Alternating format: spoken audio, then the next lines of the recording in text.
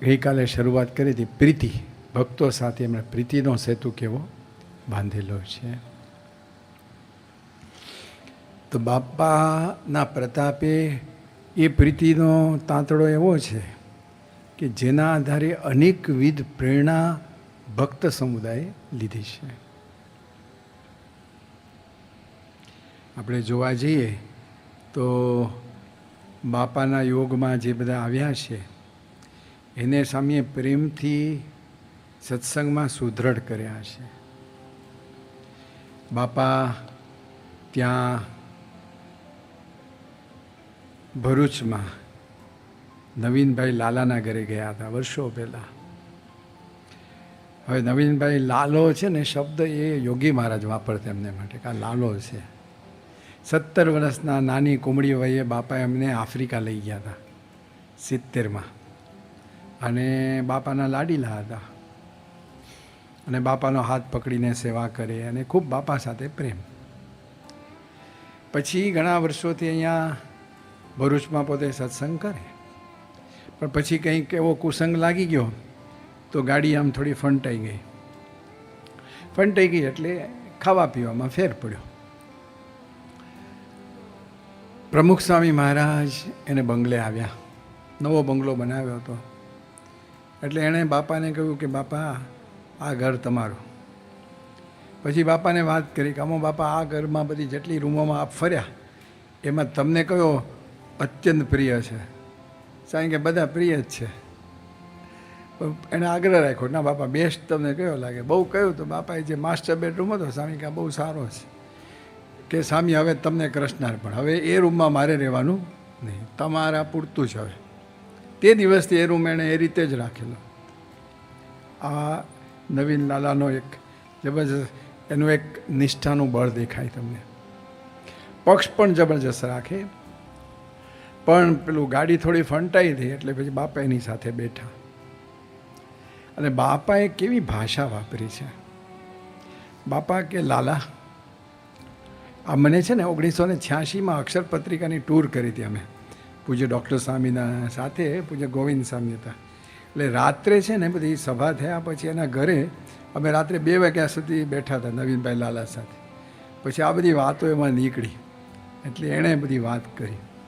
એટલે બાપાએ નવીનભાઈને કહ્યું, લાલા એ કે હું યોગી મહારાજને શું જવાબ આપીશ? યોગી બાપા મને પૂછશે મારા લાલાને સાચવ્યો નહીં તો હું એને શું જવાબ આપીશ? એકદમ લાલો રડી પડ્યો કે બાપા મારી ભૂલ થઈ ગઈ સ્વામી. સ્વામી કે આપણે તો સત્સંગમાં યોગી બાપાના ધબ્બા ખાધા છે, સત્સંગમાં ખૂબ લાભ લીધો છે, બાપા સાથે વિચર્યા છે, અને આવું થઈ જાય આપણા જીવનમાં આપણી શોભા નથી. આપણે તો બીજાને સત્સંગ કરાવવાનો છે. એ બધી વાત કરી અને તરત જ બાપા આગળ માથું નમાવીને કહ્યું બાપા આજથી ગયું. અને ત્યારથી પછી દ્રઢતા થઈ ગઈ, નહીં તો બધું પીવાનું ને બધું આવી ગયું હતું. બાપાની દયાથી શુદ્ધિકરણ થઈ ગયું. પણ બાપાની આખી રીત કેવી છે? પ્રેમથી કહેવાનું કે વાલા લાલા હું યોગી મહારાજને શું જવાબ આપીશ? કારણ કે યોગી બાપા સાથે ખૂબ પ્રેમ, બાપા સાથે પણ એવો જ પ્રેમ. પણ સ્વામી આમ એવી રીતે બોલ્યા ને આમ પોતે જાણે આમ ન છૂટકે કહેવું પડે કે મારે શું કરવું હવે? જો તું આગો પાછો થઈશ તો મારે યોગી મહારાજ મારું લેફ્ટ રાઈટ લેશે. અને એને એકદમ સ્પર્શી ગયું. અને ત્યારથી પછી બધું ચોખ્ખું થયું. અને પછીથી તો આપણે જાણીએ છીએ કે 89માં ભરૂચમાં પણ જબરજસ્ત બાપાની જન્મજયંતિ ઉજવવામાં એ મુખ્ય સૂત્રધાર રહ્યા. આ એનો પ્રીતિનો એક સેતુ એવો રહ્યો છે. અમારે લંડનમાં એવું થયું હતું, કિશોરો બધા અમે નવું મંદિર ખોલ્યું, પણ પછી પહેલી ક્રિસમસ આવી ને એમાં કેટલાક બધા પાર્ટીઓમાં ગયા અને ન કરવાનું કરતા આવ્યા. કે પાર્ટીનો માહોલ એવો હોય કે 7 માળની હવેલી જેવો,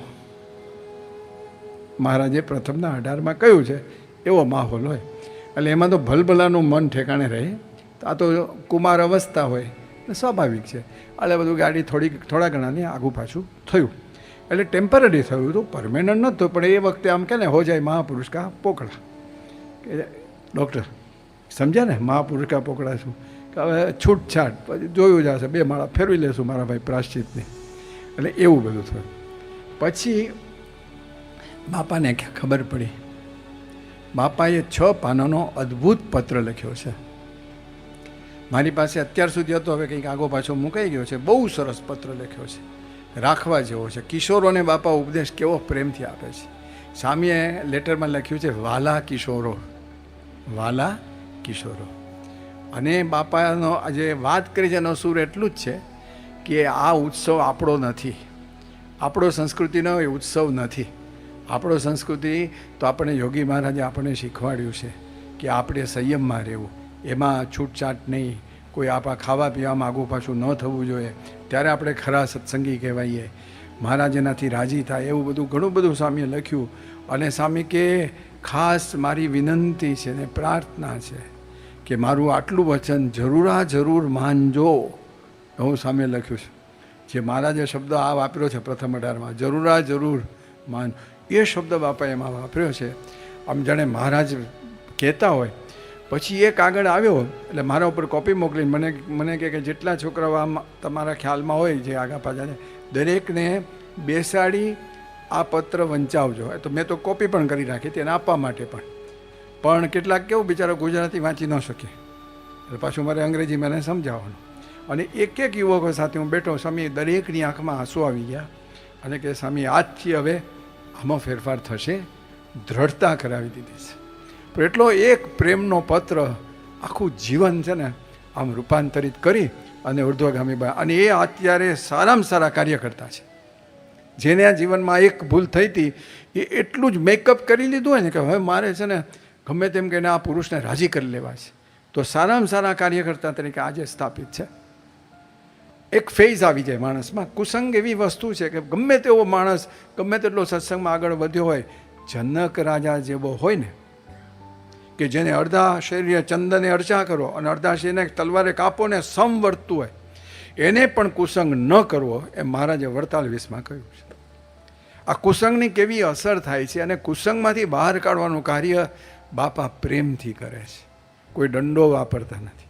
એટલા એક પત્ર, ખાલી એક સિમ્પલ પત્ર કમિંગ ફ્રોમ બાપા, સ્વામી કેવું પરિવર્તન. મેં મૂર્તિમાન જોયું. આ બધા છોકરાઓ બિચારા સારા હતા પણ થઈ ગઈ ભૂલ, પણ ભૂલમાંથી પાછા લાવવા ને એ પાછું અઘરું છે, કારણ કે ભૂલ વારે વારે થાય. પણ બાપાનો આ એક પત્ર એવો છે કે ફરી કોઈ દિવસ હું 10 વર્ષ રહ્યો ક્યારે ભૂલ, અને બીજા 10 વર્ષમાં એ ગેરંટી છે નહીં ફેર પડ્યો હોય. આ દ્રઢતા કરાવે છે, પ્રીતિથી હરિભક્તોને દ્રઢતા કરાવી છે.